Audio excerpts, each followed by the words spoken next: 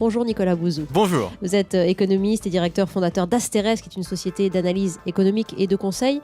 Ce va-et-vient, d'abord, est-ce qu'il est à l'honneur de Manuel Valls, qui a compris d'une certaine manière le ras-le-bol fiscal des Français les moins dotés? Le problème, c'est qu'il manque de crédibilité, si vous voulez. C'est-à-dire que si vous voulez baisser les impôts de façon significative, il faut d'abord diminuer la dépense publique. Alors, on est en train de le faire, ou plus exactement, on est en train d'essayer de le faire. C'est le serpent qui se mord la queue. Mais oui, c'est-à-dire que le gouvernement, de façon forte à propos, a prévu de diminuer la dépense publique de 50 milliards d'euros d'ici la fin du quinquennat. C'est très bien, mais ce qu'il faut bien comprendre, c'est que c'est seulement une fois qu'on aura fait ça que l'on pourra véritablement diminuer les impôts. Et là, alors évidemment, je ne veux pas doucher l'ambiance, parce que les baisses d'impôts sont forcément une bonne nouvelle pour les personnes qui sont que ça touche. Mais en réalité, on parle de montants qui sont extrêmement faibles. Comprenez bien que diminuer les impôts de 500 millions d'euros ou même de 1 milliard d'euros pour une population qui est une très grande population, qui est très lourdement frappé par les impôts. La France est l'un des pays de l'OCDE dans lesquels les prélèvements obligatoires